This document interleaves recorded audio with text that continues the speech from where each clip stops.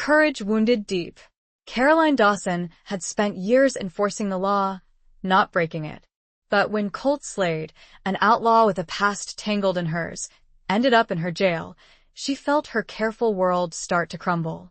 He leaned against the bars, his voice like a slow drawl. "You gonna keep me locked up, Sheriff?" he murmured. "Or you finally gonna admit you don't want me to leave?" Chapter 1. A Law Unto Herself. The desert sun beat down on Harmony Creek with the relentless fury only a July morning in Arizona could muster. Caroline Dawson, sheriff of this small, dust-laden town, felt the familiar trickle of sweat down her back beneath the heavy cotton of her shirt. It was a discomfort she'd long grown accustomed to, a constant reminder of the harsh, unforgiving land she'd sworn to protect. Her boots crunched on the parched earth as she made her way from the modest sheriff's office to the even more modest jailhouse, a two-cell structure that rarely saw much action. Harmony Creek was, for the most part, a quiet town. Or at least it had been. Caroline ran a hand through her short, cropped hair, a practical style that defied the vanity expected of women, even out here on the frontier. At 57, she carried herself with a quiet strength, a resilience forged from years of upholding the law in a place where the line between right and wrong often blurred into the dusty horizon. Her eyes, the color of faded denim, held a weariness that belied her age, a weariness born not just of the sun and the wind, but of the burdens she carried within. The lines etched around her mouth, a testament to years of grim determination and unspoken sorrows, deepened as she approached the jailhouse.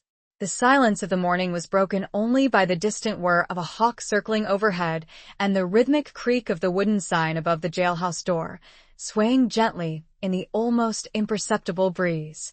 Harmony Creek Jail, it proclaimed in faded black paint, a stark reminder of the order she was tasked with maintaining. Caroline pushed open the heavy wooden door, the hinges groaning in protest, a sound she'd heard so many times it had become a part of the town's quiet symphony. Inside, the air was cooler, thick with the scent of stale coffee, and something else, something indefinably masculine, a hint of leather and gunpowder that sent a shiver of unease down her spine. She hadn't had a prisoner in weeks, not since old Jebediah Miller had gotten drunk on rock-gut whiskey and tried to ride his mule into Martha's bakery. This was different. This scent, this presence, spoke of a danger she hadn't faced in years, a danger she'd hoped she'd left buried in the past. The two cells were empty, of course. He wouldn't arrive until later, brought in by Deputy Thompson from the neighboring county. A transfer. An outlaw, they said. A name she hadn't heard spoken aloud in 15 years, a name that still had the power to make her heart ache with a mixture of anger, regret, and something else, something she refused to acknowledge. Colt Slade. The name echoed in her mind, a silent thunderclap in the quiet stillness of the jailhouse. Caroline walked to the small, barred window at the back of the cell, staring out at the endless expanse of desert. The sun-baked landscape, with its sparse vegetation and towering mesas, seemed to mirror the barrenness she sometimes felt inside. She'd built walls around her heart, high and strong, like the walls of this jail. Walls meant to keep the pain out, the memories at bay. Walls meant to protect her from the ghosts of her past. She remembered a time, long ago, when the desert had felt different, when it had held the promise of adventure, of freedom. A time before the badge, before the law, before the weight of responsibility had settled on her shoulders like a heavy shroud. A time when she had been young and foolish, and had believed in things like love and forever. A time when Colt Slade had been more than just a name, more than just an outlaw. A sudden clatter from the front of the office startled her. She turned, her hand instinctively going to the Colt peacemaker strapped to her hip. It was just Thompson, her young, eager deputy, his face flushed with excitement. "Sheriff," he said, his voice brimming with youthful enthusiasm. "They're on their way. Should be here within the hour." Caroline nodded, her expression unreadable. "Good. Make sure everything's ready, Thompson. We don't want any trouble." "Trouble?" Thompson scoffed. "With that old outlaw? He's probably got one foot in the grave already." Caroline didn't reply. She knew better. Colt Slade might be older, but she doubted he was any less dangerous. The years might have weathered him, but they wouldn't have tamed him. Not him. She'd seen the wildness in his eyes, the untamed spirit that burned beneath the surface. It was a spirit that had both captivated and terrified her, a spirit that had ultimately led to their undoing. She turned back to the window, her gaze fixed on the horizon. The sun was climbing higher, casting long shadows across the desert floor. The air was still, heavy with anticipation. The calm before the storm. She could feel it in her bones, the sense of impending change, the feeling that the carefully constructed world she'd built for herself was about to be tested. And she knew, with a certainty that chilled her to the core, that Colt Slade's arrival would be the catalyst. The question was, would she be able to withstand the storm? Would she be able to uphold the law? Or would the past, like the relentless desert wind, finally break through her defenses and claim her? The image of his face, etched in her memory, a mixture of defiance and something akin to longing, was a ghost that threatened to break down every carefully structured wall. Chapter 2. The Outlaw's Quiet Arrival.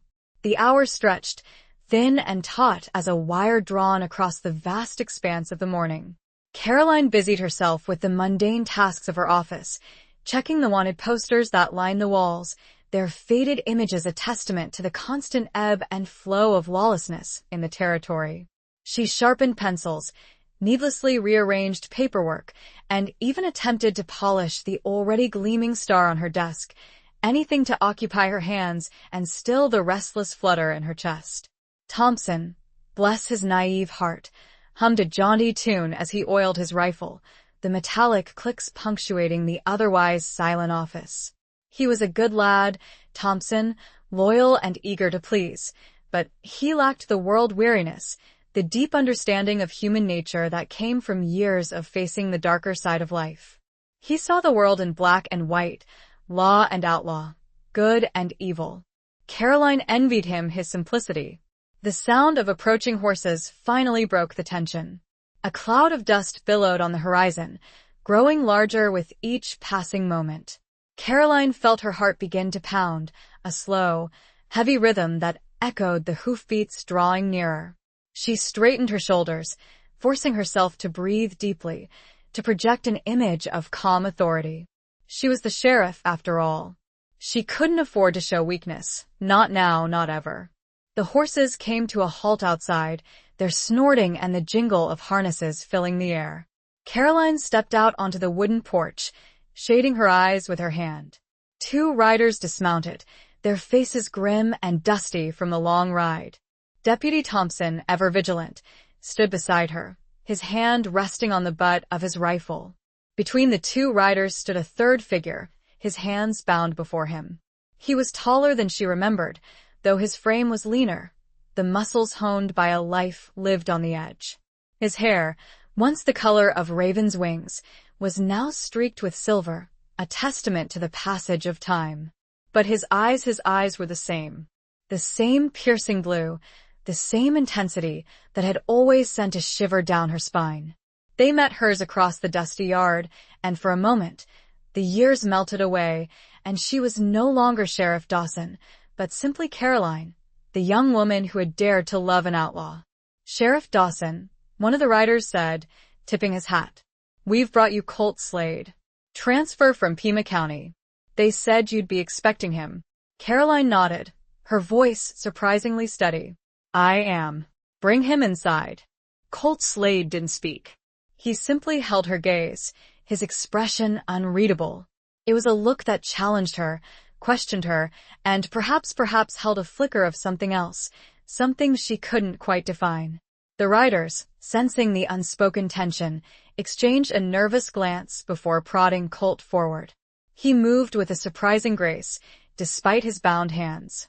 He walked past her, close enough that she could smell the familiar scent of leather and gunpowder, the scent that had haunted her dreams for years. It was a scent that brought back a flood of memories she'd tried so hard to suppress. The feel of his arms around her, the sound of his laughter, the whispered promises they'd made under a starlit sky. Promises that had been broken, shattered like glass. Inside the jailhouse, the riders deposited Colt in one of the cells. The heavy iron door clanged shut, the sound echoing through the small space. He turned to face her, leaning against the bars with an air of nonchalance that didn't quite mask the weariness in his eyes. "You gonna keep me locked up, Sheriff?" he murmured, his voice a low drawl that sent a familiar shiver down her spine. "Or you finally gonna admit you don't want me to leave?" His words hung in the air, a challenge and a question all in one. Caroline met his gaze, her own expression carefully guarded. "You broke the law, Slade," she said, her voice devoid of emotion. "You'll stay here until the judge arrives." "The law," he scoffed, a hint of bitterness in his tone. "Is that what you call it, Caroline? Or is it just your way of running from the past?" She flinched, inwardly, at the use of her given name. It was a name he hadn't spoken in years, a name that belonged to a different life, a different woman. "The past is the past," she said, her voice tight. "It has no bearing on the present, doesn't it?" he asked, his eyes searching hers. "I see it in your eyes, Caroline. It's still there, between us, like a ghost that won't be laid to rest." Caroline turned away, unable to hold his gaze any longer. His words were too close to the truth, too close to the feelings she'd tried so hard to bury. She walked to the window, staring out at the blinding sunlight, her back to him. "You should know," his voice, soft now, was behind her. "I didn't do what they said I did. I was framed." The confession, if it was true, made the air thick. It felt like another layer of past was unveiled. "That will be for the judge to decide." Her voice was sharper, more professional than she meant for it to be. A silence settled, a moment of tension, and a subtle dance they'd perform, with words unsaid and gazes too deep. The sun, that ever-present witness to their lives, cast a long shadow from his figure across the cell floor, stretching toward her, like a bridge she didn't dare to cross. Chapter 3. Echoes in the empty cell. The silence that followed Colt's claim of innocence stretched, heavy and suffocating, in the small confines of the cell. Caroline remained at the window, her back to him, her mind a whirlwind of conflicting emotions. She wanted to dismiss his words, to cling to the simple, black and white world of law and order she'd constructed around herself. But the seed of doubt had been planted, and it took root in the fertile ground of her own past, her own memories of the man he had been. "Framed," she repeated, the word tasting like ash in her mouth. She finally turned, her gaze meeting his across the dimly lit space. "By whom?" Colt shrugged, a slight movement of his shoulders that spoke of weariness and resignation. "Does it matter? They had the evidence, the witnesses. It was all neatly arranged." "Evidence can be manufactured," Caroline said, her voice barely a whisper. She knew that better than anyone. She'd seen it happen, seen innocent men condemned by lies and deceit. She'd also seen guilty men walk free, their crimes covered up by wealth and influence. The law, she'd learned, was not always just. "And witnesses can lie," Colt added, his eyes holding hers. "Especially when they're paid to do so." Caroline walked slowly towards the cell, her boots echoing on the wooden floor. She stopped a few feet away, close enough to see the lines etched on his face, the weariness in his eyes, the faint scar above his left eyebrow, a memento of a brawl she vaguely remembered hearing about years ago. "Who would want to frame you, Colt?" she asked, her voice softer now, the sheriff momentarily replaced by the woman who had once known him intimately. He hesitated, his gaze dropping to the floor. "It's a long story, Caroline. One you probably don't want to hear." "Try me," she said, her voice firm. She needed to hear it, needed to understand what had happened, not just for his sake, but for her own. The past, she was beginning to realize, was not so easily buried. It had a way of resurfacing, of demanding to be reckoned with. Colt leaned against the bars, his fingers wrapping around the cold iron. He looked out the small window, his gaze fixed on the distant horizon, as if searching for answers in the vast emptiness of the desert. "It started with the land," he began, his voice low and gravelly. "My father's land. He had a small ranch, nothing fancy, but it was ours. He'd worked hard for it, built it from the ground up. Caroline knew the story, or at least parts of it. She'd heard whispers of it over the years. Rumors of a feud, a land dispute that had turned ugly. She'd never known the full details, had never wanted to know until now. There were others who wanted it, Colt continued. Bigger ranchers, men with money and power. They tried to buy him out, but he refused. He wouldn't sell, not for any price. So they took it, Caroline said, finishing the sentence for him. It was a familiar story in the West, a story of greed and violence, of the strong preying on the weak. Colt nodded. They burned him out. Killed him. Made it look like an accident, a fire started by a careless lantern. Caroline felt a cold knot tighten in her stomach.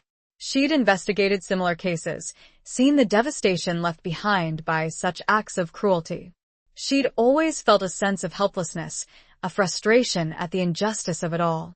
And you went after them, she said, knowing the answer even before he spoke.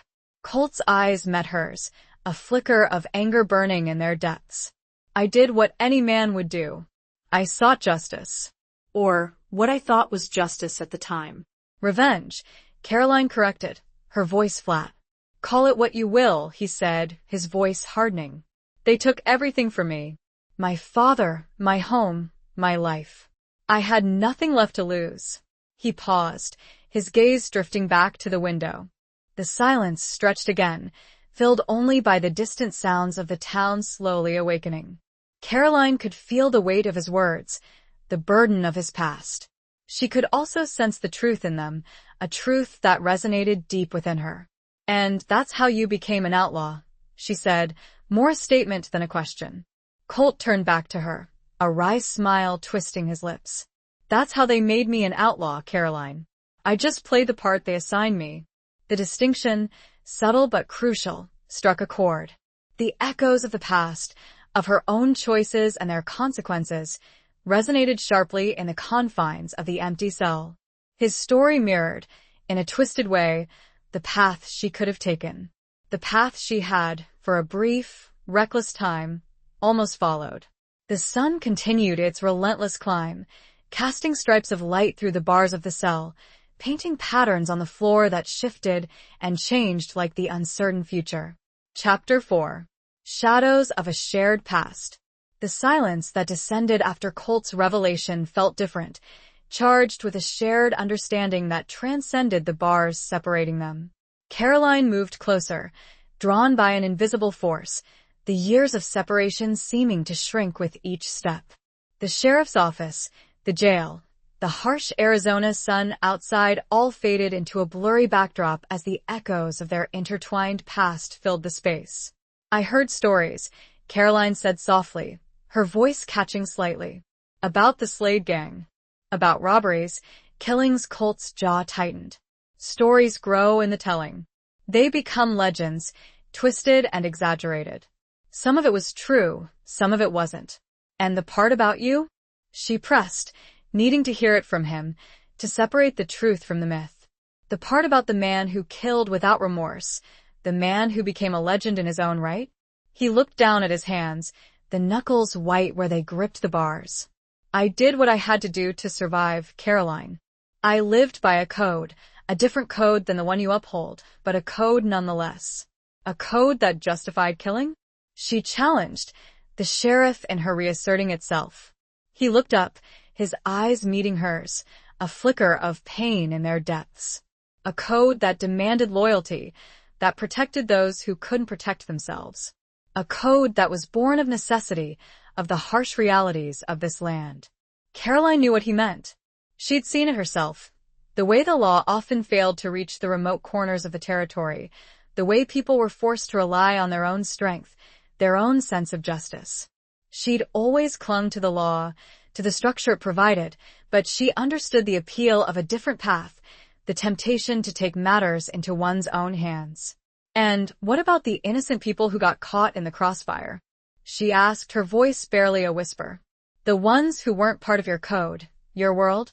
Colt's expression hardened. There were casualties, yes. I won't deny that. But I never sought to harm the innocent.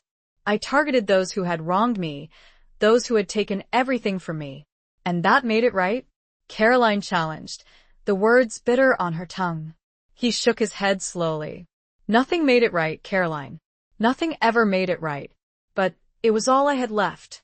The honesty in his voice, the raw vulnerability in his eyes, disarmed her. She saw, not the hardened outlaw of legend, but the broken man beneath, the man who had lost everything and had been forced to rebuild himself in the image of his enemies. She remembered a time, long ago, when she'd seen a different side of him, a gentler side. She remembered the young man who had ridden beside her through moonlit canyons, his laughter echoing through the stillness. She remembered the stolen kisses, the whispered promises, the feeling of belonging, of being truly alive. I remember a different Colt Slade, she said, her voice soft, almost a whisper. A man who dreamed of building a life, of raising a family, of leaving the violence behind. His eyes searched hers, a flicker of something akin to longing in their depths. That man died a long time ago, Caroline. He died with my father. Did he? She asked, her voice trembling slightly. Or is he still there, buried beneath the layers of anger and regret? The question hung in the air, unanswered. Colt turned away, his gaze fixed on the wall, his shoulders slumped with a weariness that seemed to go beyond the physical. Caroline reached out, her hand almost touching the cold iron bars. She hesitated, the years of separation, the weight of her badge, holding her back. But the urge to connect, to reach out to the man she had once loved, was almost overwhelming. Colt, she said, her voice barely audible. What happened between us, it wasn't all your fault. He turned back to her, his eyes questioning. What do you mean? Caroline took a deep breath, forcing herself to confront the truth she'd kept hidden for so long, even from herself. I made choices too, she said. Choices that hurt you, that pushed you away. I was young, scared I let my family, my fear of what people would say, dictate my actions. The admission brought a wave of shame, but also a sense of relief. She was finally giving the unspoken its first breath of air. He studied her, the lines of confusion and a burgeoning understanding etching between his brows. A flicker of something past, like the start of a storm, far off on a clear day. The silence, heavy with the past and what she had kept hidden, had finally began to shift. Chapter 5.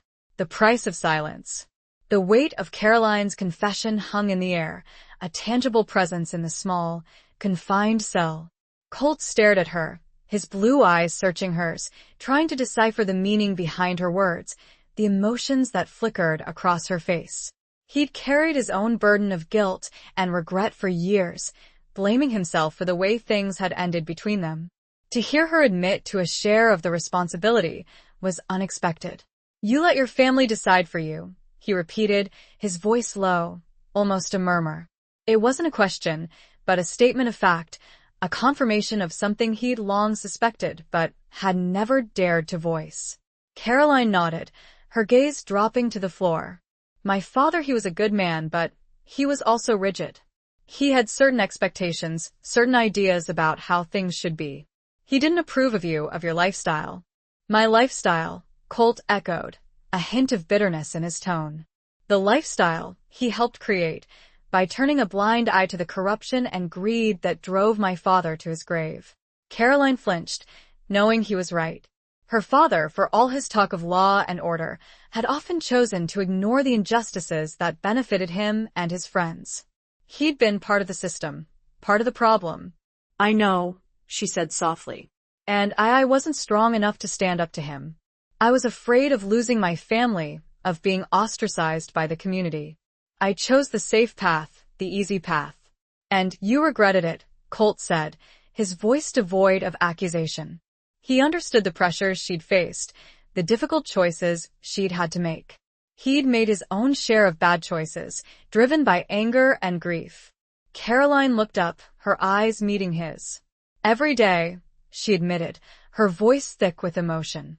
Every day I wondered what would have happened if I'd been braver, if I'd chosen you instead of him. The words, unspoken for so long, hung between them, a fragile bridge across the chasm of years and regret. Colt reached out, his fingers wrapping around the bars, his hand close to where hers rested on the other side. He didn't touch her, but the proximity was enough to send a shiver of awareness through her. "We were young, Caroline," he said, his voice gentle. "We made mistakes. We can't change the past, but we can learn from it." "Learn from it?" she repeated, her voice questioning. How? "What good does it do to dredge up all this pain, all these regrets?" "Maybe it helps us understand," he said, his eyes holding hers. "Maybe it helps us forgive ourselves and each other." Forgiveness. It was a concept Caroline had struggled with for years. She'd forgiven others, but she'd never been able to forgive herself for the choices she'd made, for the pain she'd caused. "I don't know if I can forgive myself, Colt," she said, her voice trembling. "I hurt you. I betrayed you. I don't deserve your forgiveness." He shook his head slowly. "You don't have to deserve it, Caroline. Forgiveness isn't about deserving. It's about letting go, about freeing yourself from the chains of the past."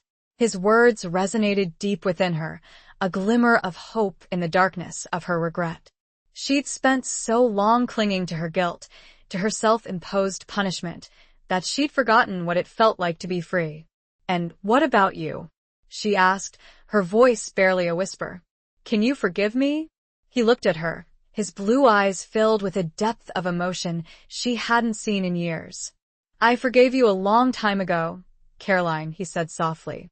"I just needed to forgive myself." His words, so simple yet so profound, brought tears to her eyes. She reached out, her fingers brushing against the cold iron bars, her hand trembling. He mirrored her movement, his fingers inching closer, until they were almost touching. The silence that followed was not heavy, but filled with a quiet understanding, a shared sense of relief. The past was still there, but it no longer held the same power over them. They had acknowledged it, faced it, and perhaps begun to heal. A sudden noise from outside, the sound of approaching horses, broke the spell. Caroline stepped back, her hand dropping to her side, the sheriff once again taking control. "The judge should be arriving soon," she said, her voice regaining its professional tone, though a trace of vulnerability remained. "We'll see what he has to say about your situation." Colt nodded, his expression unreadable. He knew the odds were stacked against him, that his past would weigh heavily in the judge's decision. But for the first time in a long time, he felt a flicker of hope, a sense that maybe, just maybe, there was still a chance for a different future. The price of their silence, however, would be etched upon them for the remainder of their days. The dust from outside swirled, like a curtain preparing to rise on the next act of their intertwined drama, beneath the ever-watchful, ever-burning sun. Chapter 6. Sundown and Reckoning.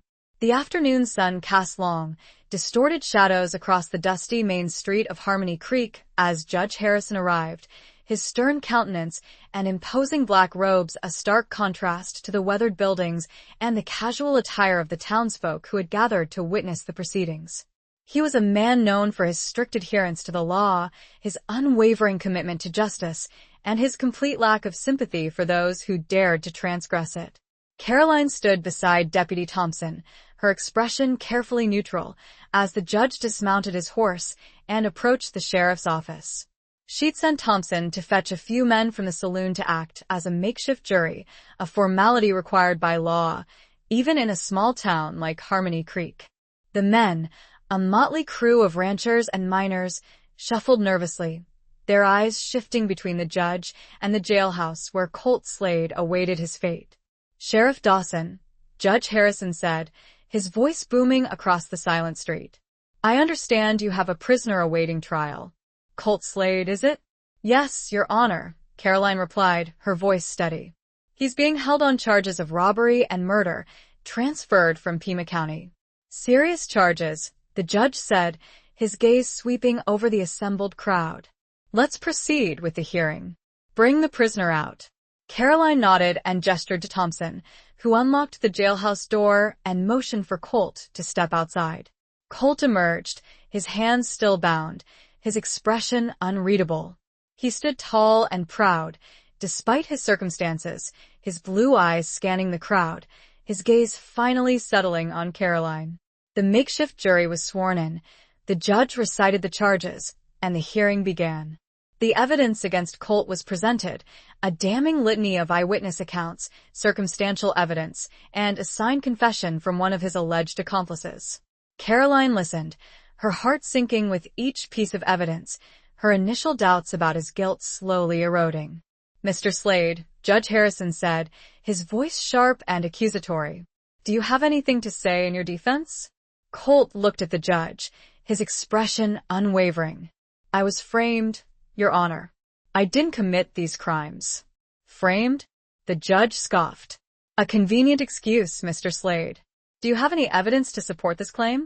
"Only my word," Colt replied, his voice calm. "And the word of a man like me doesn't carry much weight, does it?" "It does not," the judge agreed. "Unless you can provide some corroboration, some proof of your innocence, I have no choice but to find you guilty." Caroline felt a surge of frustration, a sense of helplessness. She knew Colt was telling the truth, or, at least, she believed he was. But belief wasn't enough. The law demanded proof, and Colt had none. She looked at him, her eyes pleading with him to offer something, anything, that could sway the judge. But he remained silent, his gaze fixed on the horizon, as if resigned to his fate. The judge turned to the jury. "Gentlemen, you have heard the evidence. It is your duty to decide the guilt or innocence of the defendant. Do you find Colt Slade guilty or not guilty of the charges against him?" The jury, after a brief and perfunctory deliberation, delivered their verdict. "Guilty, Your Honor." Caroline felt a cold knot tighten in her stomach. She'd expected it, but hearing the words spoken aloud, sealing Colt's fate, was like a punch to the gut. Judge Harrison looked at Colt, his expression devoid of emotion. "Colt Slade, you have been found guilty of robbery and murder. I sentence you to hang by the neck until dead. The execution will take place tomorrow at dawn." The words hung in the air, heavy and final. The crowd murmured, a mixture of shock and morbid fascination. Caroline closed her eyes, unable to bear the sight of Colt's face, the weight of his impending doom. When she opened them again, he was looking at her, his blue eyes filled with a mixture of sadness and something else. Resignation? Acceptance? She couldn't quite decipher it. As Thompson led Colt back into the jailhouse, their eyes met one last time. It was a look that spoke volumes, a look that conveyed 1,000 unspoken words. A look of farewell. The sun dipped below the horizon, painting the sky in hues of orange and purple, a breathtaking display of natural beauty that seemed to mock the ugliness of the human drama unfolding below. Caroline stood alone on the porch of the sheriff's office, watching the colors fade, feeling the weight of her badge, the weight of her responsibility, the weight of her own complicity in Colt's fate.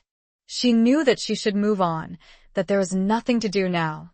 But the judge's harsh sentence echoed with the colors of the setting sun, painting a brutal picture she could not ignore. And as the final color faded, leaving the growing night sky a vast canvas of darkness, she was left alone with her thoughts and the haunting memory of his eyes. Chapter 7. Whispers in the Desert Wind. The night was a suffocating blanket, heavy with the silence of a town holding its breath. Caroline sat on the porch of her small, weathered house, a cup of cold coffee in her hand, the vast, star-studded sky stretching above her. Sleep was a distant, unattainable luxury. The judge's sentence echoed in her mind, the image of Colt's face, resigned and yet somehow defiant, burned into her memory. She'd tried to convince herself that she'd done her duty, that she'd upheld the law. But the law, she knew, was a flawed instrument, easily manipulated, often blind to the truth. And she, the enforcer of that law, had become complicit in a miscarriage of justice.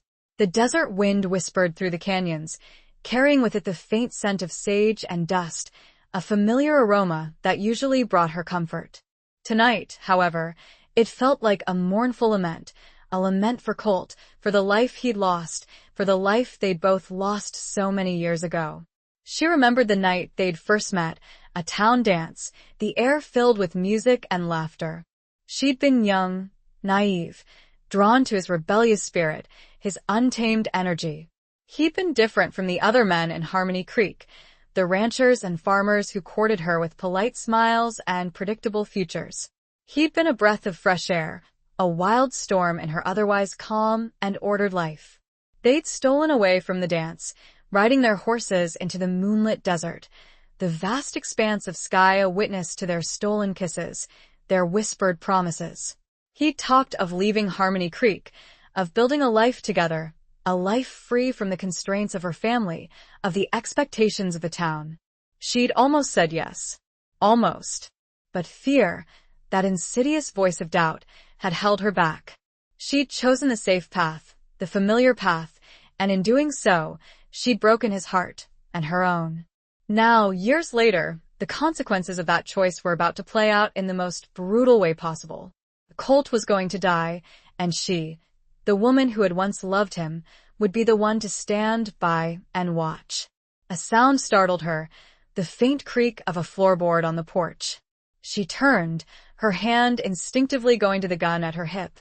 It was Thompson, her deputy, his face pale and troubled in the dim light. "Sheriff," he said, his voice barely a whisper. I need to talk to you." Caroline nodded, setting her coffee cup down on the railing.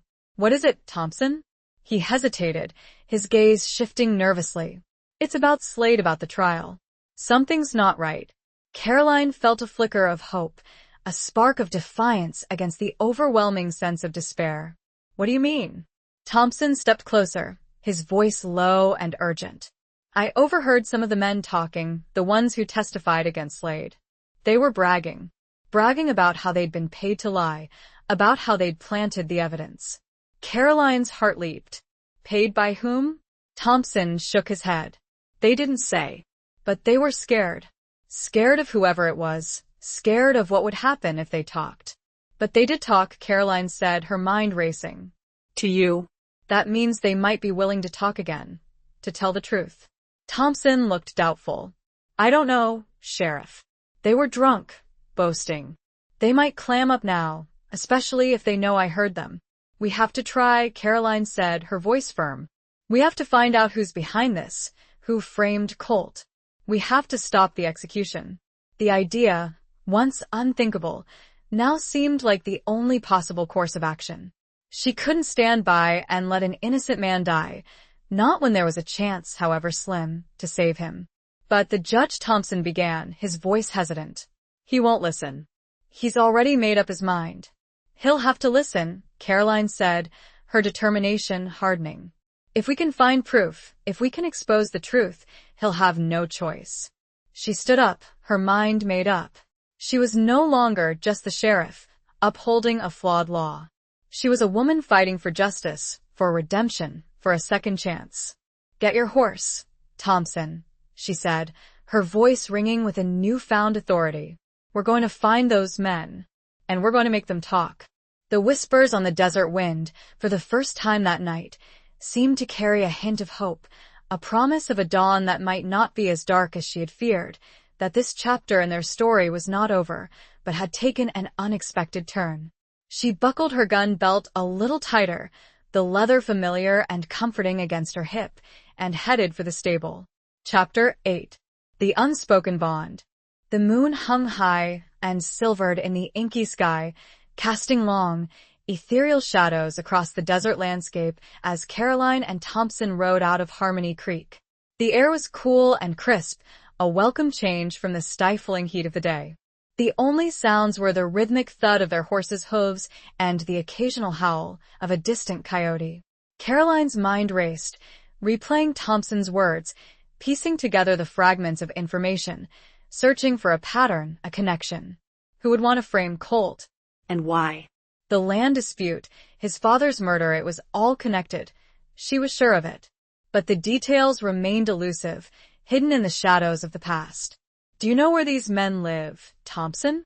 she asked, her voice cutting through the stillness. Thompson nodded. "They're mostly drifters, work odd jobs around the ranches. I know where a couple of them usually camp out, near the old abandoned mine." "The abandoned mine." It was a place steeped in local lore, a place of whispers and rumors, of hidden treasures and tragic deaths.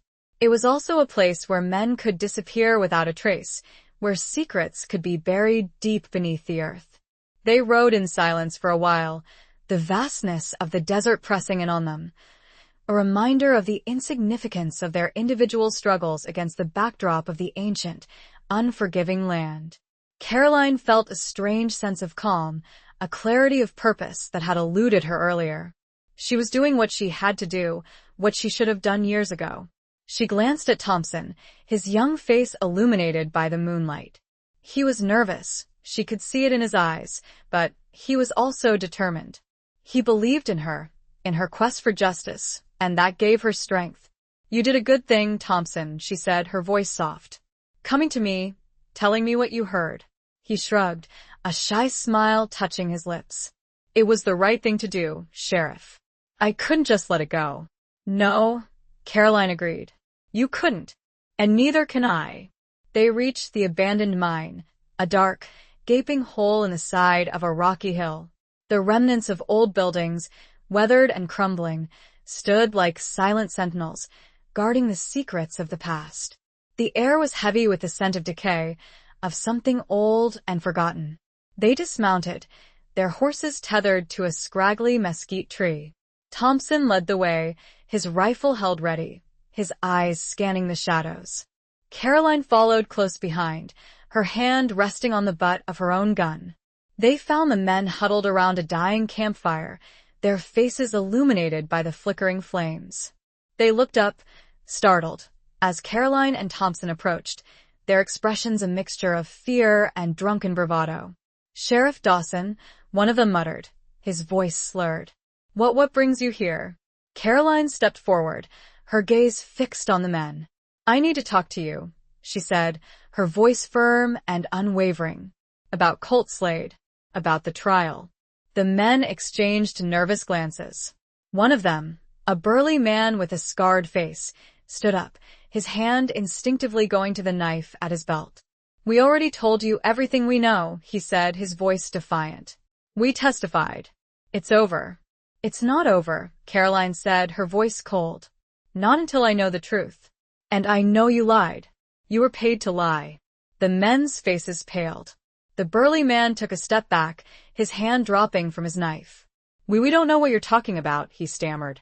"Don't play dumb with me," Caroline said, her voice rising. "Thompson heard you. He heard you bragging about how you framed Colt. Now, I'm giving you a chance to tell me the truth. Who paid you? Who's behind this?" The men looked at each other, their fear palpable. They were trapped, caught between their fear of Caroline and their fear of the unknown person who had paid them. Finally, one of them, a younger man with a nervous twitch, broke down. It was Bardo," he whispered, his voice trembling. "Rancher Bardo. He paid us. He said he'd kill us if we ever talked." "Bardo." The name resonated with Caroline, a piece of the puzzle finally falling into place. Jonathan Bardo, one of the wealthiest and most powerful ranchers in the territory. A man with a reputation for ruthlessness, for getting what he wanted, no matter the cost. A man who had long coveted Colt Slade's father's land. The unspoken bond between her and Colt, forged in shared history and now, a shared peril, seemed to solidify in that moment. A silent pact to fight for the truth, no matter the cost. Caroline stared hard at the young man, while the wind whipped through the skeletal remains of the old mine. "Tell me everything," she commanded. The stakes, with each breath of desert air, felt higher, and the path forward, clearer than ever before. Chapter 9. Scars of Loyalty and Betrayal. The young man, whose name was Miller, spilled the story in a rush of fear-laced words, the details painting a picture of greed, conspiracy, and cold-blooded calculation. Bardo, it turned out, had orchestrated the entire scheme, from the fabricated evidence to the bribed witnesses, all to get his hands on the Slade Ranch, a piece of land he'd coveted for years, a piece of land that held a rich vein of silver, discovered only after Slade's father had been murdered. Miller and the other men had been hired to plant evidence, to testify against Colt, to ensure his conviction. They'd been promised a hefty sum, enough to disappear, to start new lives. But they'd also been threatened, their family's safety held hostage to their silence. He said he'd kill us all if we ever talked, Miller repeated, his voice trembling. He said he had eyes everywhere, that we couldn't escape him. Caroline listened, her anger growing with each revelation. She'd known Bardo was a ruthless man, but she'd never imagined the depths of his depravity. He'd not only murdered Colt's father, but he'd also destroyed Colt's life, all for a piece of land, for a vein of silver. "Where is Bardo now?" she asked, her voice tight with controlled fury. He's at his ranch," Miller said. "He's got men with him, guards. He's always protected." "We'll see about that," Caroline said, her determination hardening. She turned to Thompson. "Ride back to town. Get a posse together. Tell them what we've learned. Tell them we're going after Bardo." Thompson hesitated. "Sheriff, it's dangerous. Bardo's a powerful man. He's got friends in high places." "I don't care," Caroline said, her voice unwavering. "He's not above the law, and we're going to bring him to justice." Thompson nodded, his respect for her evident in his eyes. He mounted his horse and rode off, disappearing into the darkness. Caroline turned back to the men, her gaze sweeping over them. "You're coming with me," she said. "You're going to testify. You're going to tell the judge the truth." The men looked at each other, fear warring with a flicker of hope. They'd been living in fear for years, trapped by their own lies, by Bardo's threats. Now, finally, they had a chance to break free, to redeem themselves. "We'll do it," the burly man said, his voice surprisingly firm. "We'll tell the truth. We're tired of running, tired of being afraid." Caroline nodded, a sense of grim satisfaction washing over her. She had her witnesses. Now all she needed was Bardo. She mounted her horse, her mind focused on the task ahead. She knew it wouldn't be easy. Bardo was a formidable opponent, a man with resources, with connections, with a willingness to do whatever it took to protect himself. But Caroline was no longer the young, naive woman who had once let fear dictate her choices. She was the sheriff of Harmony Creek, and she was going to bring Bardo to justice, even if it meant facing him alone. As she rode towards Bardo's ranch, the first rays of dawn began to paint the eastern sky, a sliver of light piercing the darkness.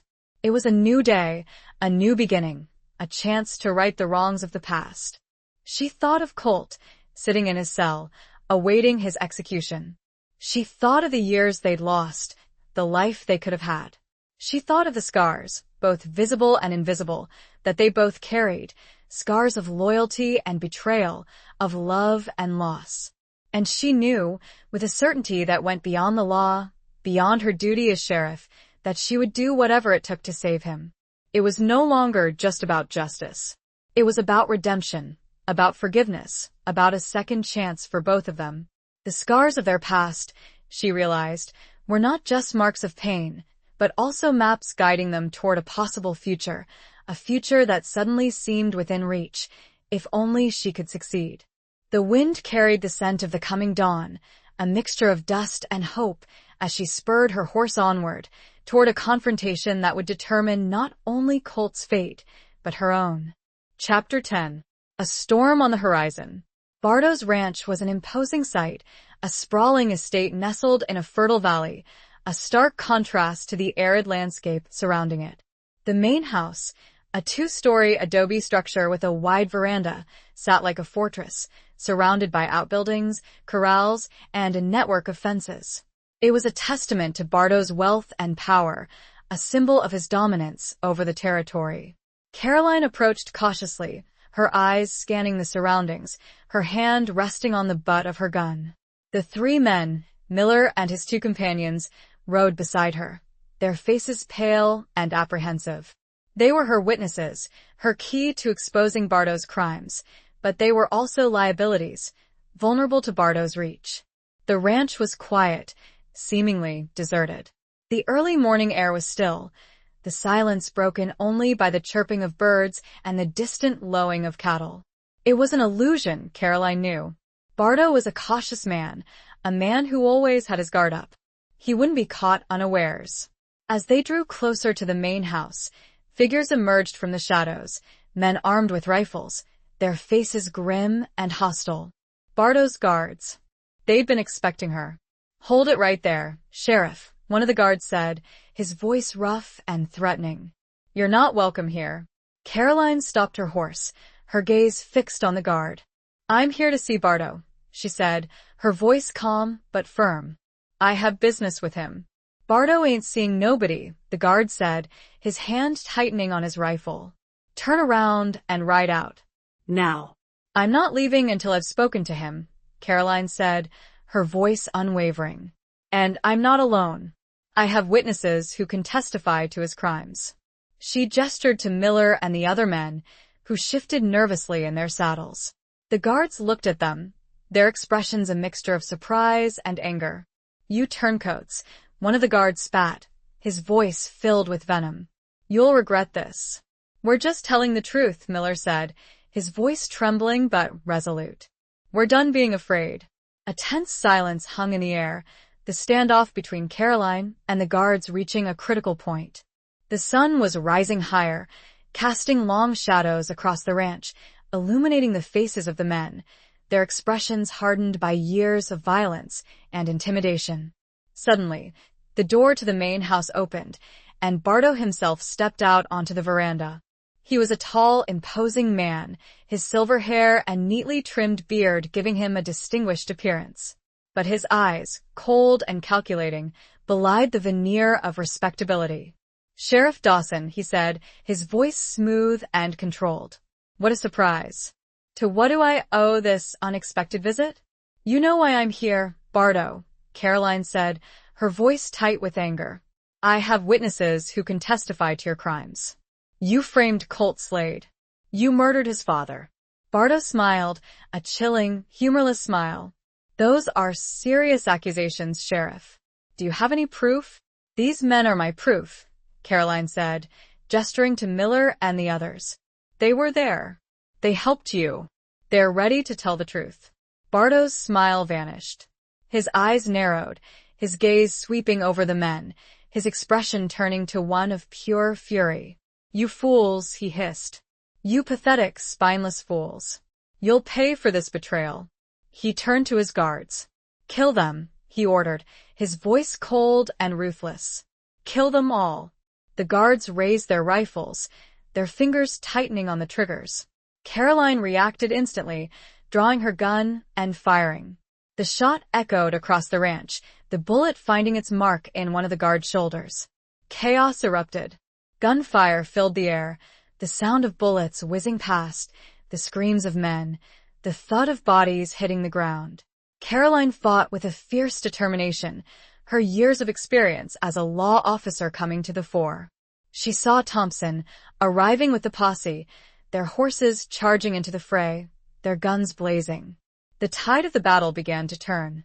The storm that had been brewing on the horizon, both literally and figuratively, had finally broken, unleashing its fury upon the ranch, upon the men who had lived by violence and deceit.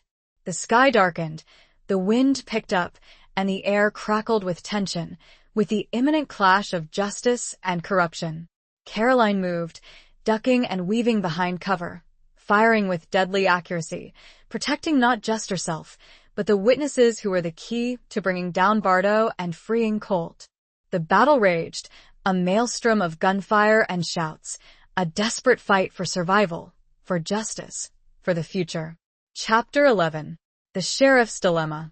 The gunfight raged, a chaotic ballet of death and survival. Caroline moved with a practiced ease, her movements honed by years of experience, her senses heightened by the adrenaline coursing through her veins. She fired, reloaded, fired again, her shots finding their marks with deadly accuracy. But Bardo's men were numerous, well-armed, and desperate. They fought with a ferocity born of fear, of the knowledge that their lives, their freedom, were on the line. The posse, though outnumbered, fought bravely, their loyalty to Caroline, to the law, unwavering. Caroline saw Thompson go down, a bullet striking his leg. She felt a surge of anger, of protectiveness, towards the young deputy who had become more than just a colleague, more like a son. She fought her way towards him, providing cover fire, her heart pounding with fear for his safety. She reached him, her hands checking his wound. It was bad, but not fatal. She helped him to cover, behind a overturned water trough, her mind racing, trying to find a way to get him to safety. "Stay here," she ordered, her voice firm. "I'll get you out of here." Thompson nodded, his face pale and strained, but his eyes filled with gratitude. Caroline turned back to the fight, her resolve hardened. She had to end this, had to stop Bardo, before more lives were lost. She saw Bardo, standing on the veranda, his rifle raised, taking aim at one of the posse members. She reacted instantly, firing her gun, the bullet striking Bardo's arm, causing him to drop his rifle. Bardo staggered back, clutching his wounded arm, his face contorted in pain and fury. He looked at Caroline, his eyes filled with hatred. "You'll pay for this, Dawson," he snarled. "You'll all pay for this." He turned and fled into the house, disappearing from view. Caroline hesitated, her instincts telling her to pursue him, to finish this once and for all. But she had Thompson to consider, and the other members of the posse who were still engaged in the fight. She faced a dilemma, a choice between her duty as a law officer and her personal desire for revenge, for justice. She had to capture Bardo, but she also had to protect the lives of those under her command. The sounds of gunfire were diminishing, the fight winding down. Bardo's men, realizing they were outnumbered, outgunned, began to surrender, dropping their weapons, their faces filled with defeat. Caroline made her decision. She ordered the remaining posse members to secure the prisoners, to tend to the wounded. She then turned towards the house, her gun drawn, her heart pounding with a mixture of anticipation and dread. She entered the house cautiously, her senses on high alert. The interior was dimly lit, the air thick with the scent of gunpowder and blood. She moved slowly, silently, through the rooms, her eyes scanning the shadows, her ears straining for any sound. She found Bardo in his study, his back to her, his wounded arm bleeding profusely. He was staring out the window, his gaze fixed on the distant horizon, as if contemplating his escape. "It's over, Bardo," Caroline said, her voice cold and steady. "Drop your weapon and turn around." Bardo didn't move. He remained silent, his body tense, his shoulders slumped in defeat.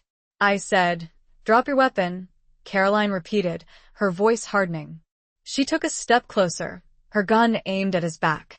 Suddenly, Bardo spun around, a Derringer pistol appearing in his hand as if by magic.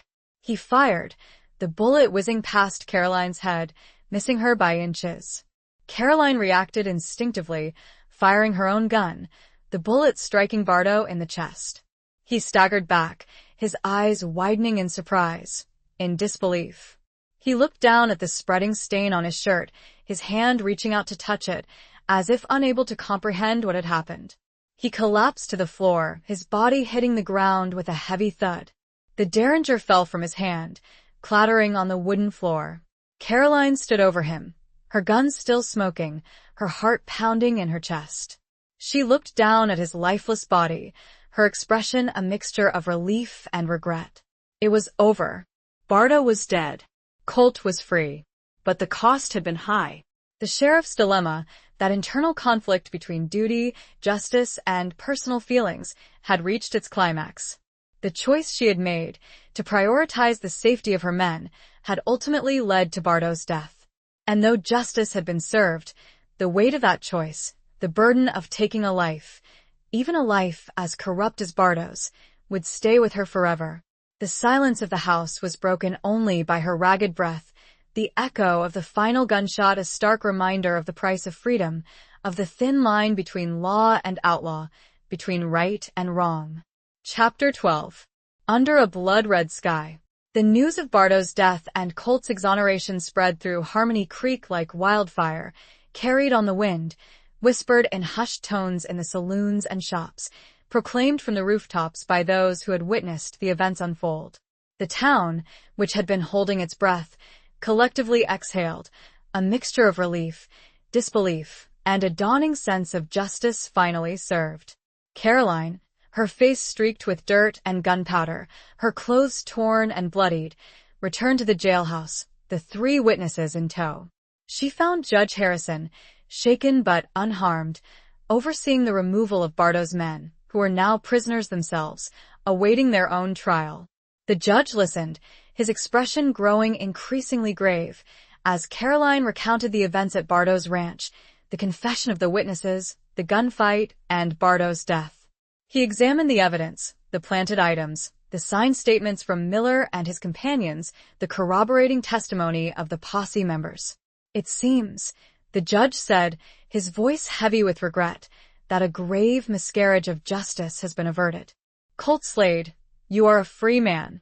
The words, so simple, yet so profound, echoed through the jailhouse. Caroline turned to Colt, who stood in his cell, his expression unreadable. He'd heard the gunshots, the shouts, the rumors that had filtered through the walls. He'd known something was happening, but he hadn't dared to hope. Caroline unlocked the cell door, her hand trembling slightly. She stepped aside, allowing him to pass. He walked out, his movements slow and deliberate, his eyes meeting hers. You did it, he said, his voice low and husky. You saved me. Caroline shook her head. I just did what was right. No, he said, his voice firm. You did more than that.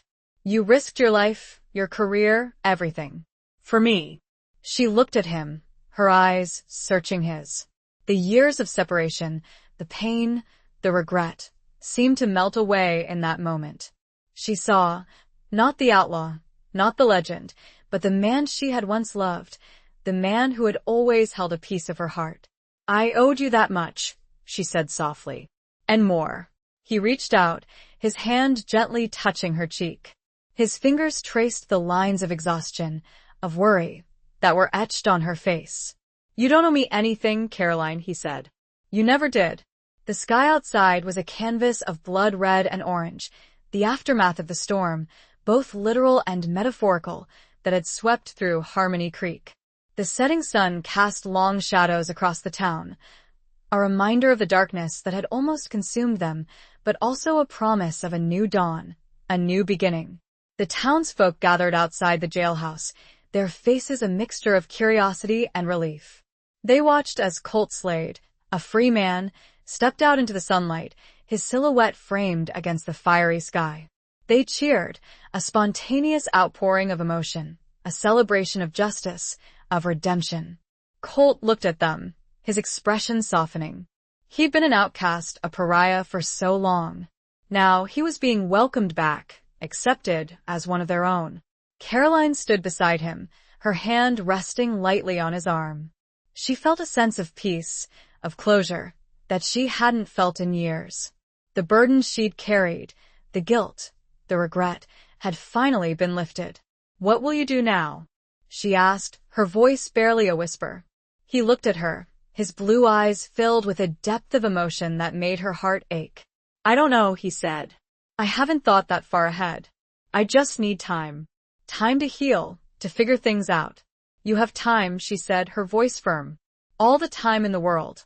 He smiled, a genuine smile that reached his eyes, a smile that erased years from his face. Maybe, he said, we could figure things out together. The suggestion hung in the air, unspoken yet understood. A second chance. A possibility. A future that had once seemed impossible, now seemed within reach.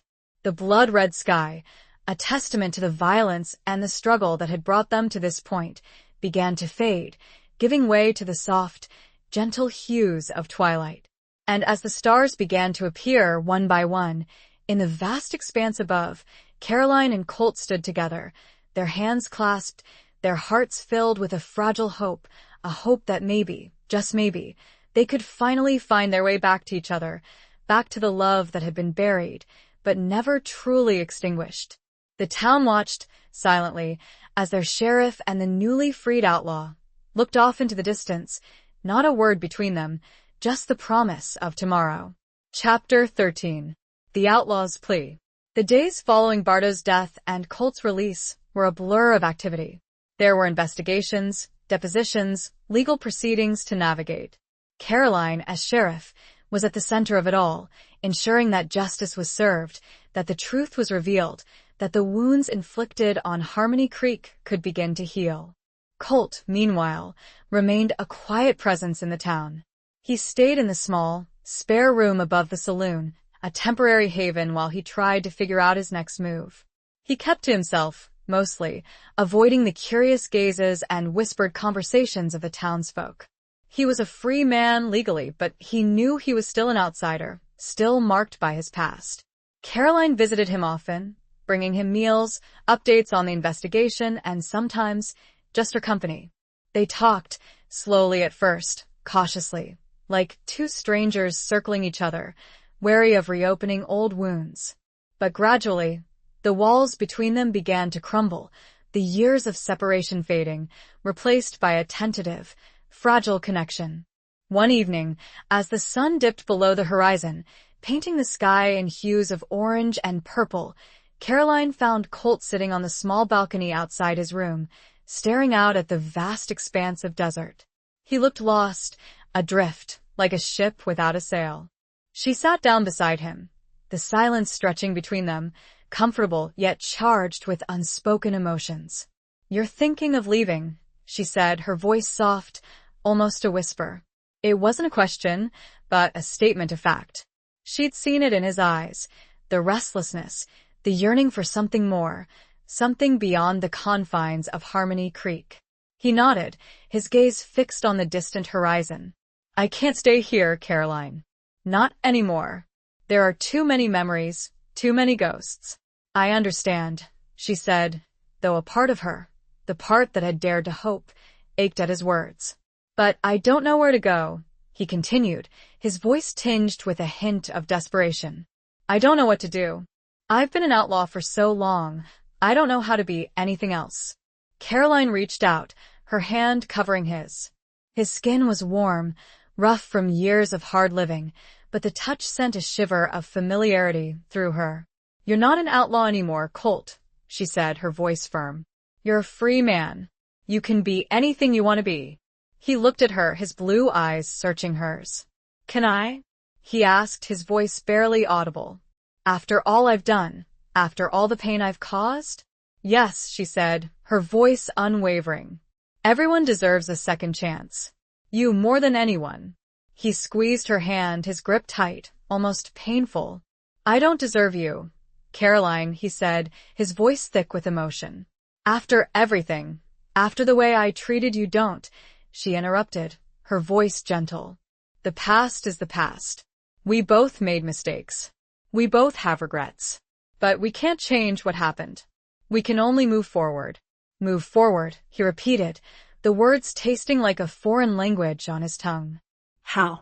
"Where do I even begin?" Caroline smiled, a small, tentative smile. "You begin here," she said. "In Harmony Creek. With me." The words hung in the air, a bold declaration, a plea, a promise. Colt stared at her, his eyes filled with a mixture of surprise, disbelief, and a flicker of hope. "You'd want that?" he asked, his voice hesitant. "After everything?" "Yes," she said, her voice unwavering. "I would. I do." He leaned closer, his face inches from hers. She could feel his breath on her skin, smell the familiar scent of leather and dust, a scent that had always stirred something deep within her. "I love you, Caroline," he said, his voice raw with emotion. "I always have. I always will." The words, spoken with such sincerity, such vulnerability, brought tears to her eyes.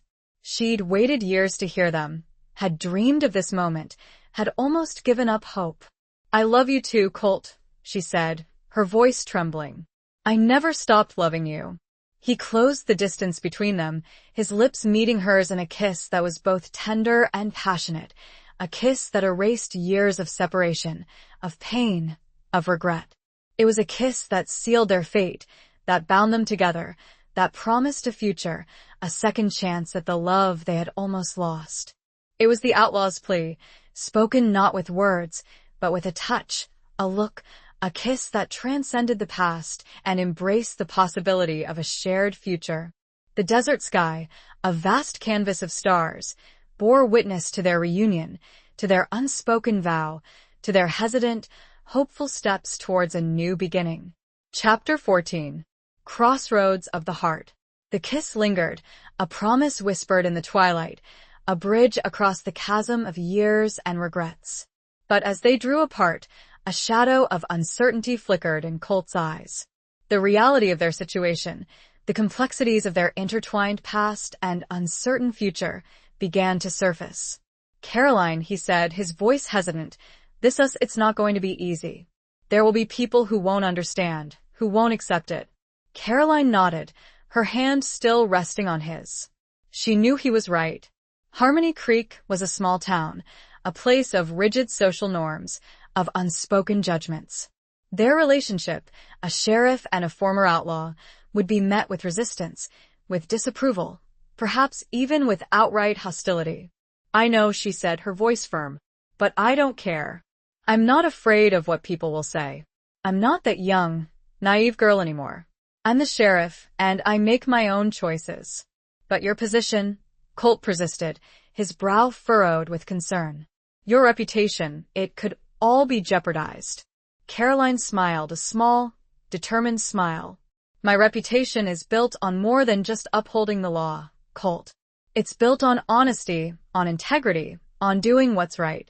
And loving you, that's right. For me." Her words, spoken with such conviction, eased some of his doubts, but the shadow of uncertainty remained. He'd lived on the fringes of society for so long, he'd become accustomed to the judgment, the suspicion, the outright hostility. He didn't want to bring that into Caroline's life, to tarnish her reputation, to jeopardize her position. "I don't want to be a burden to you, Caroline," he said, his voice low and troubled. "I don't want to drag you down with me." Caroline reached out, her fingers gently tracing the lines of worry etched on his face. "You're not a burden, Colt," she said softly. "You're my heart. You're the man I love.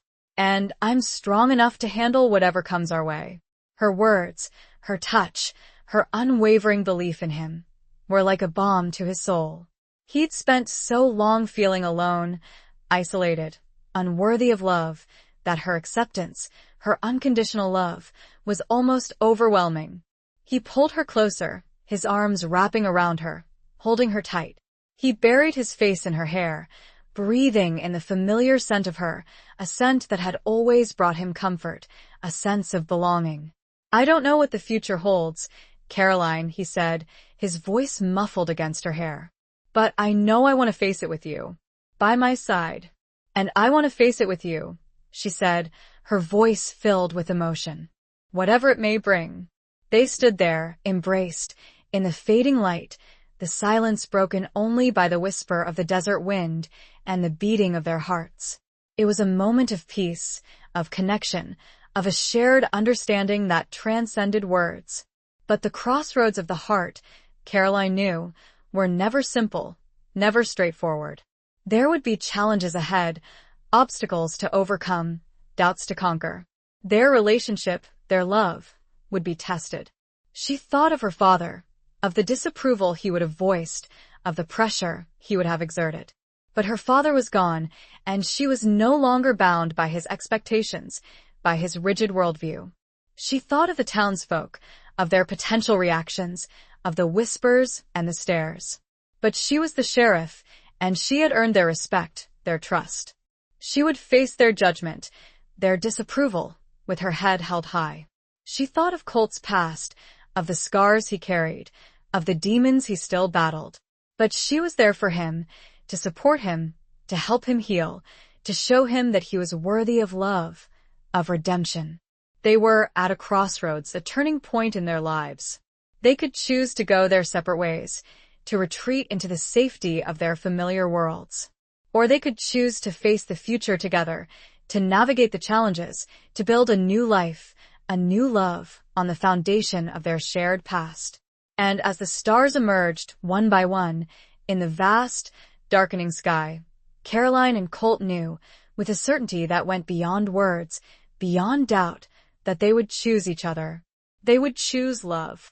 They would choose to face the future, together at the crossroads of their hearts, come what may. The path ahead, while uncertain, was now lit by the shared commitment, by the enduring flame of their rediscovered love. Chapter 15. The weight of the badge. The decision made, the commitment reaffirmed, Caroline and Colt stepped back into the reality of Harmony Creek, hand in hand, prepared to face the inevitable challenges. The first, and perhaps most significant, hurdle was Caroline's position as sheriff.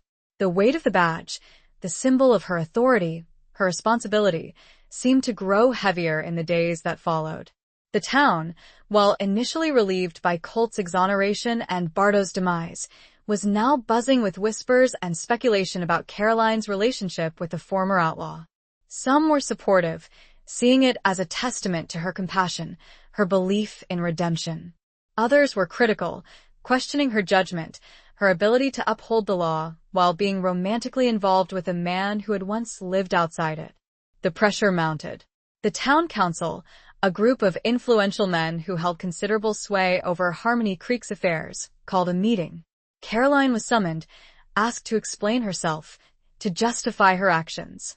She stood before them, her expression calm and resolute, her hand resting lightly on the butt of her gun, a symbol of her authority, but also a reminder of the responsibilities she carried. "I understand your concerns," she said, her voice clear and steady. "But my personal life is my own. It does not affect my ability to perform my duties as sheriff." But Sheriff, one of the council members, a stern-faced rancher named Jedediah, argued, "You're involved with a known outlaw, a man who has broken the law, caused harm to this community." Colt Slade was wrongly accused, Caroline countered, her voice firm. "He was framed. He served his time, and he has been exonerated. He is a free man." But his past, another council member, a portly merchant named Silas, interjected. "His reputation, it casts a shadow on your office, on this town." "Reputation is not always reality," Caroline said, her gaze sweeping over the council members. "I know Colt Slade better than any of you. I know his heart. And I know he is not the man you believe him to be. But the perception, Sheriff," Jedediah insisted. "The perception is that you are biased, that you cannot be impartial when it comes to matters involving Slade." Caroline stood tall, her shoulders squared, her eyes flashing with defiance. "I have upheld the law in this town for years," she said, her voice ringing with authority. "I have never shown favoritism, never let personal feelings interfere with my duty. And I will not start now. Colt Slade will be treated like any other citizen of Harmony Creek, no better, no worse." The council members exchanged uneasy glances. They were accustomed to Caroline's strength, her unwavering commitment to the law, but they were also aware of the power of public opinion, of the potential for unrest, for division within the town. "We're not asking you to end your relationship, Sheriff," Silas said, his voice more conciliatory. "But we are asking you to consider the implications, the potential consequences for this town." "I have considered them," Caroline said, her voice unwavering. "And I stand by my decision. I will not be dictated to by fear, by prejudice, by outdated notions of propriety. I will continue to serve as sheriff, and I will continue to love Colt Slade. If you have a problem with that, you can find yourselves a new sheriff." Her words hung in the air, a challenge, a declaration of independence. The council members were taken aback by her defiance, by her unwavering resolve. They knew they couldn't force her to resign, not without causing a major upheaval in the town. The meeting ended in a stalemate, the council members unable to reach a consensus, Caroline unwilling to compromise her principles, her love. She left the meeting, her head held high, but her heart heavy. She knew the battle was far from over. The weight of the badge, the pressure from the community, the scrutiny of her every move would continue to weigh on her. But she was not alone. Colt was there, waiting for her, his support unwavering, his love a source of strength. He understood the challenges she faced, the sacrifices she was making, and he was prepared to stand by her side, to face whatever came their way. The weight of the badge, she realized, was not hers alone to bear. They would carry it together, their shared love and commitment a shield against the doubts and criticisms of the world. The sun was setting, casting long shadows over Harmony Creek, a reminder of the challenges that still lay ahead, but also a promise of a new day, a new beginning, a future they would face together, united by their love, their courage, and their unwavering belief in each other. Chapter 16. Broken Chains and Promises. The tension in Harmony Creek remained palpable, a simmering undercurrent beneath the surface of everyday life. While some townsfolk had come to accept, even support, Caroline and Colt's relationship, others remained skeptical, their whispers and disapproving glances a constant reminder of the challenges they faced. Colt, acutely aware of the pressure on Caroline, struggled with his own demons. He felt a responsibility for the turmoil, a guilt that gnawed at him, despite Caroline's reassurances. He yearned to prove himself, to shed the stigma of his past, to become a man worthy of her love, of the town's acceptance. He started small, offering his help around the town, fixing fences, repairing roofs, assisting the blacksmith. He worked tirelessly, his hands becoming calloused, his body aching, but his spirit slowly mending. He found a purpose in the simple tasks, a sense of belonging, a connection to the community he had once been alienated from. One day, a dust storm swept through Harmony Creek, a fierce, blinding whirlwind that ripped through the town, causing damage and chaos. Roofs were torn off, windows shattered, fences uprooted. The town was in disarray, the people struggling to cope with the aftermath. Colt, without hesitation, sprang into action. He organized work crews, directing the cleanup efforts, his experience in leading men, honed during his outlaw days, surprisingly effective in this new context. He worked alongside the townsfolk, his strength, his determination, earning their respect, their admiration. Caroline watched him, her heart swelling with pride. She saw the change in him, the transformation from a restless, haunted outlaw to a man of action, a leader, a pillar of the community. She saw the acceptance in the eyes of the townsfolk, the gradual shift in their perception of him. The storm, both literal and metaphorical, seemed to be passing. The broken chains of Colt's past were slowly falling away, replaced by new bonds, new connections, new promises. One evening, after a long day of work, Caroline and Colt found themselves sitting on the porch of her house, watching the sunset.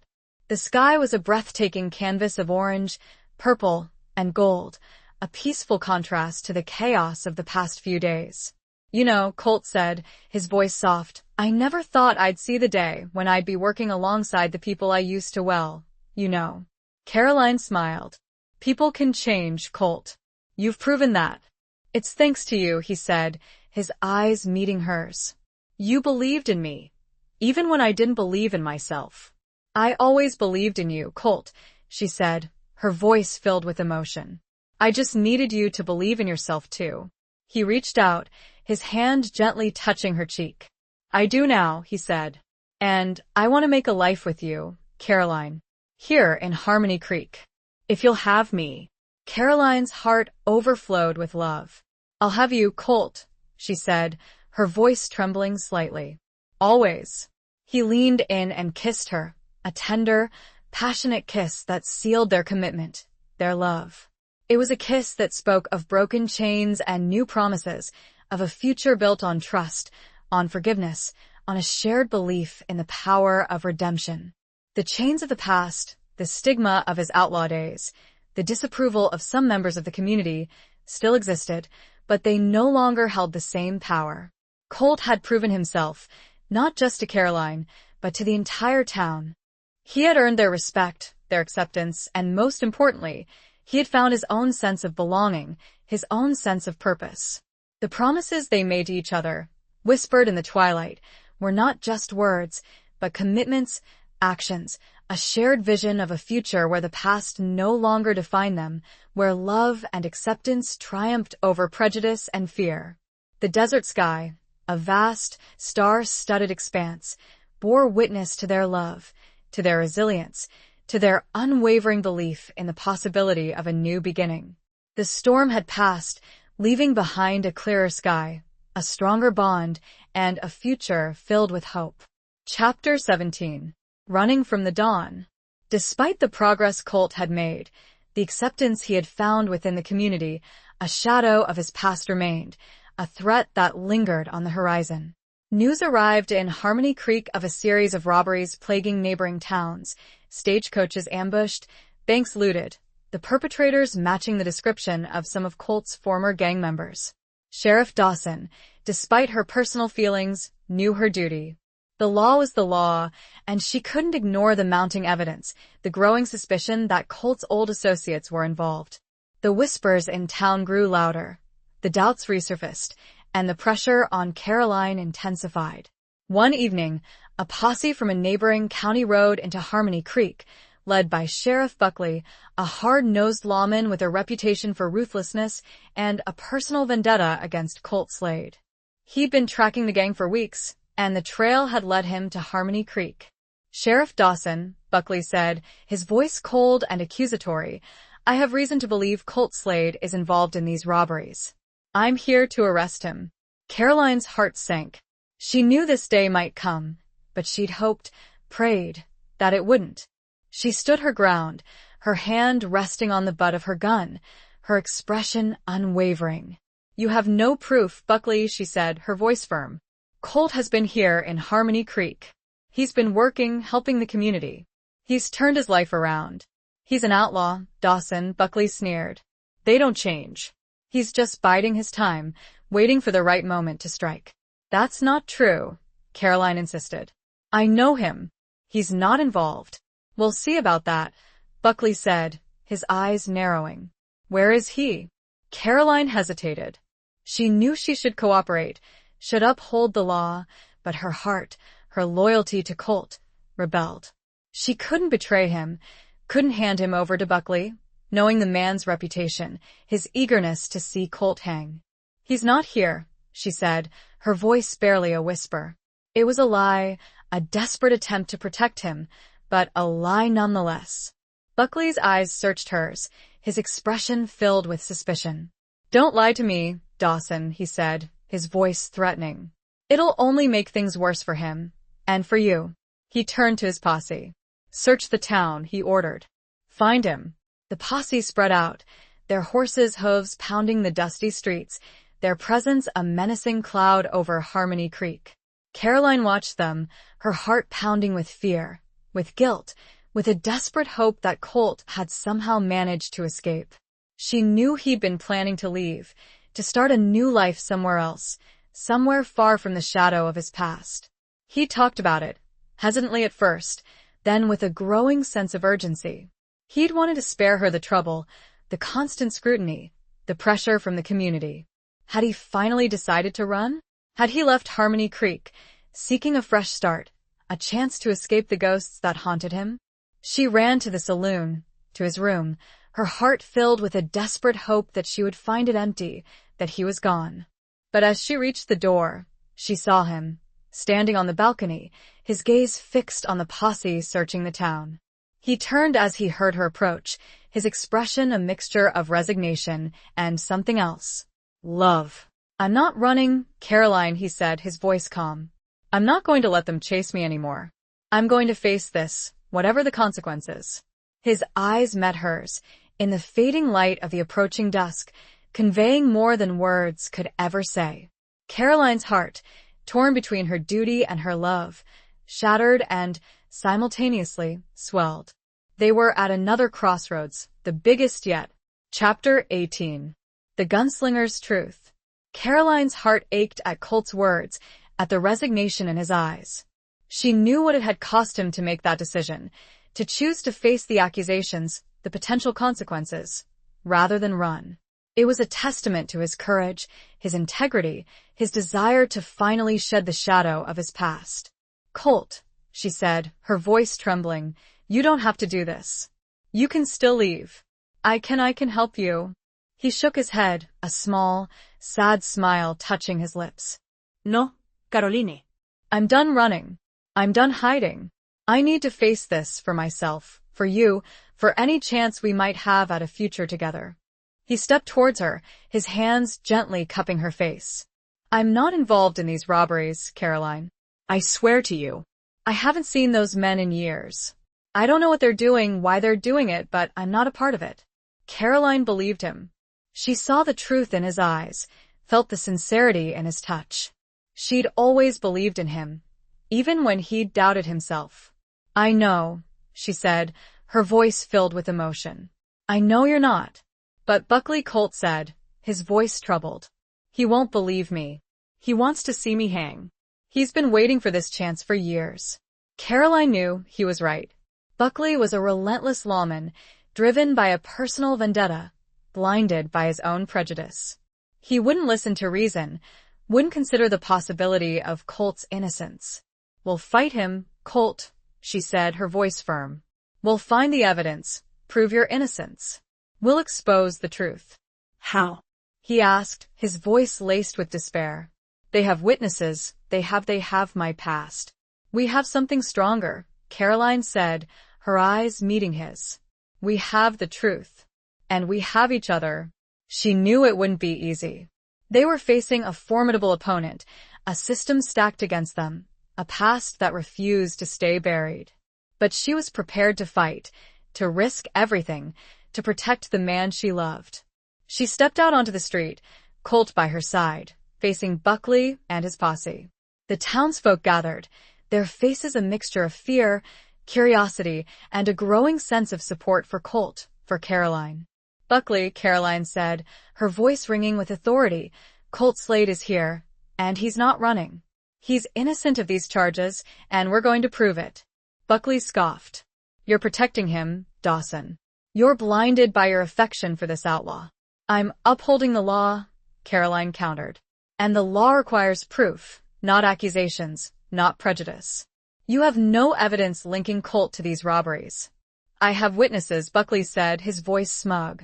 Men who saw him, who identified him. Witnesses can lie, Caroline said, her gaze unwavering. Especially when they're paid to do so, or when they're former associates with their own agendas.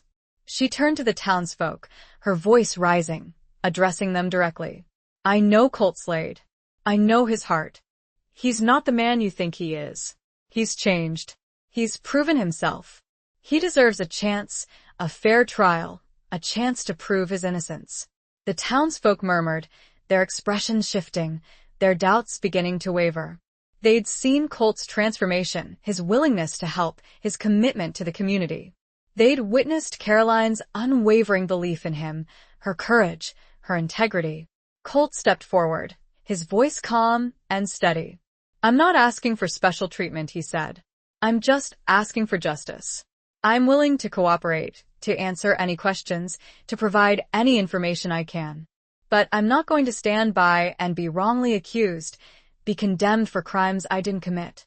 His words, spoken with such honesty, such conviction, resonated with the crowd. They saw, not the hardened outlaw of legend, but a man seeking justice, a man determined to clear his name. The gunslinger's truth, the truth of his heart, the truth of his transformation, was finally being revealed, not through violence, not through running, but through courage, through honesty, through the unwavering support of the woman he loved.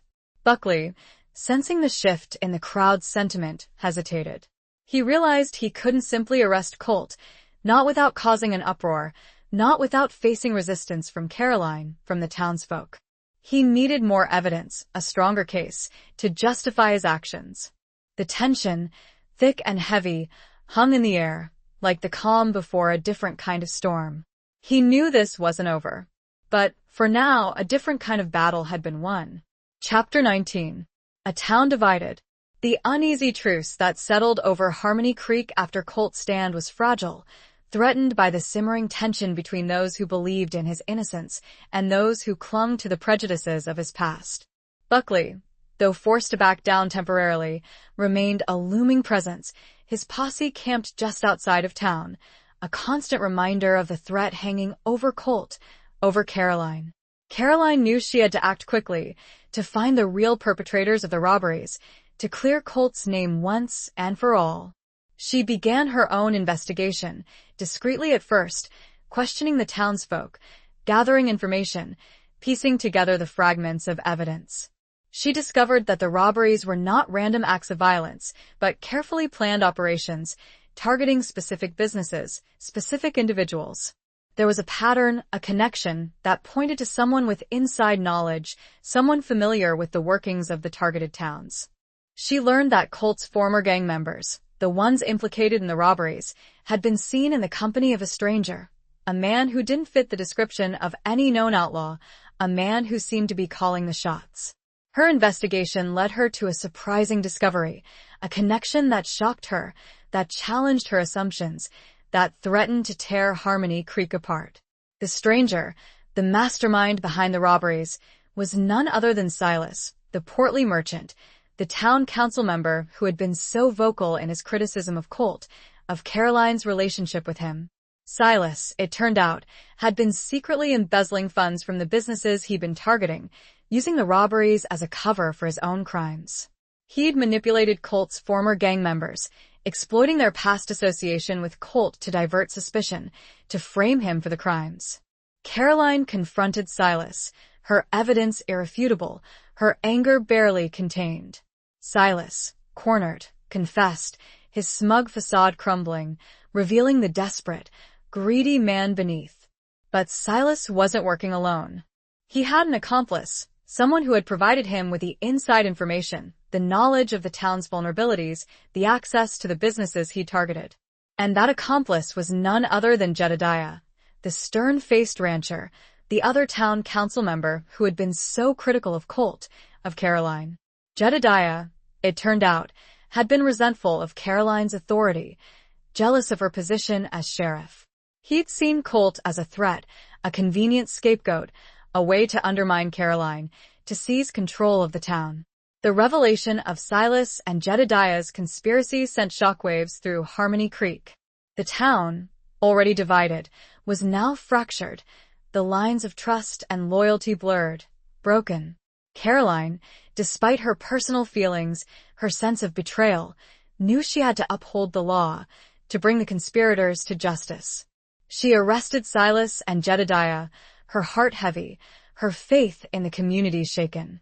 The townsfolk reacted with a mixture of disbelief, anger, and a dawning sense of shame. They'd been so quick to judge Colt, so quick to believe the worst of him, while the real criminals had been hiding in plain sight, masquerading as pillars of the community. A town divided, torn apart by lies, by prejudice, by betrayal, began the slow, painful process of healing, of rebuilding trust, of confronting the darkness that had lurked beneath the surface of their seemingly peaceful existence.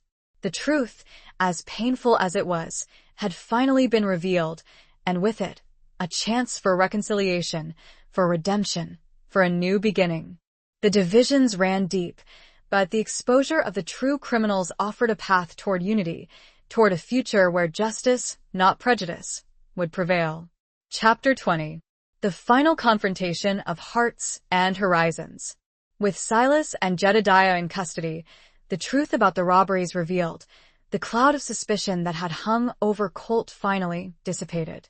Buckley, grudgingly, admitted his mistake, withdrawing his posse, his vendetta against Colt thwarted.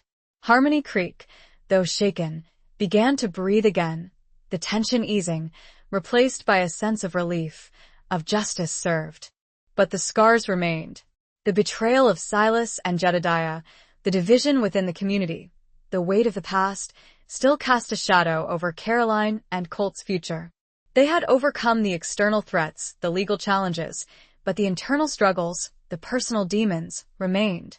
Caroline, despite her unwavering belief in Colt, struggled with the doubts, the fears that had been planted by the recent events.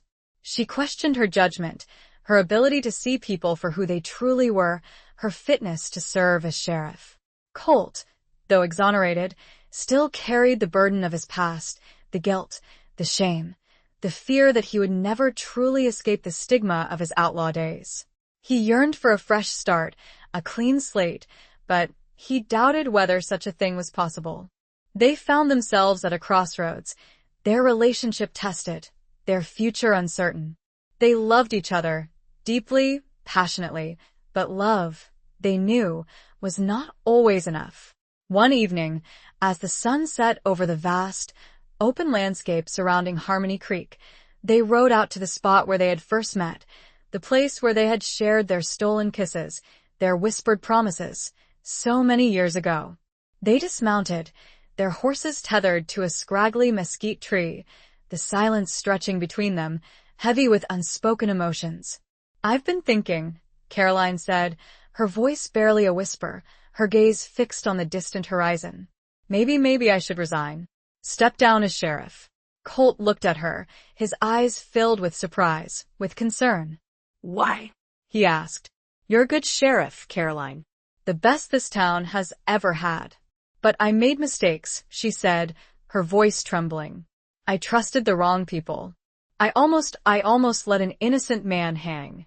"You also saved me," Colt said, his voice firm. "You exposed the truth. You brought the real criminals to justice. You did what was right, even when it was difficult, even when it put you at risk." "But the town," Caroline said, her voice hesitant. "They're divided. There's so much mistrust, so much resentment. I don't know if I can bridge that divide." Colt reached out, his hand gently touching her cheek. "You can, Caroline," he said softly. "You're stronger than you think. And you're not alone. I'm here, with you. We can face this together." "But what about you?"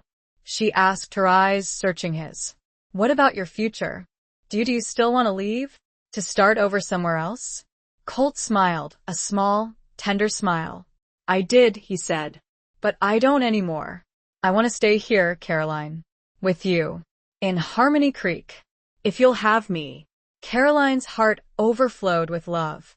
She'd been so afraid of losing him, of losing herself, that she'd almost given up on the possibility of a future together.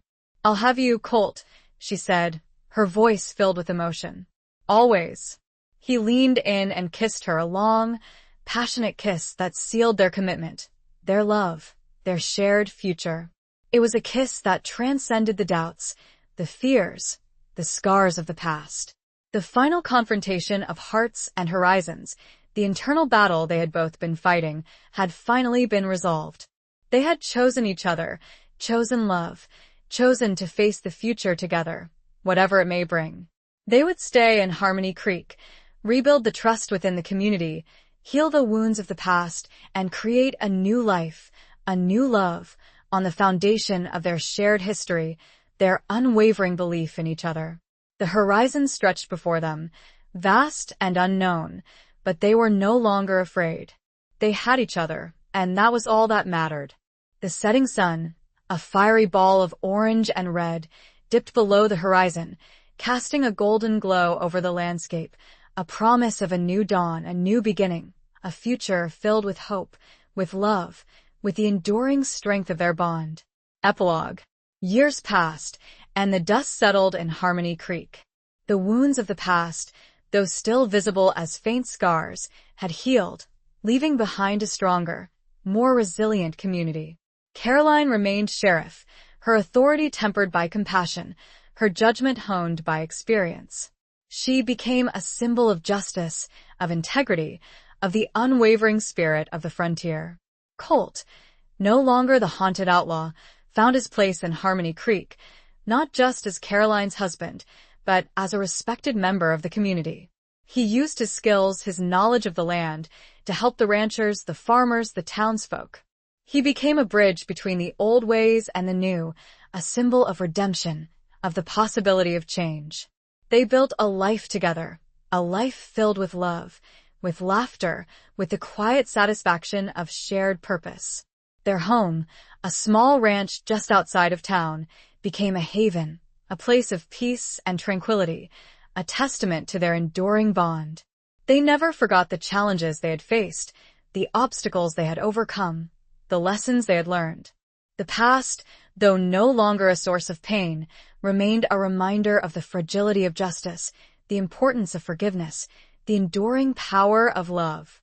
One evening, as they sat on their porch, watching the sunset paint the sky in hues of orange and purple, a familiar sight that always brought them peace, Caroline turned to Colt, her eyes filled with a love that had only deepened with time.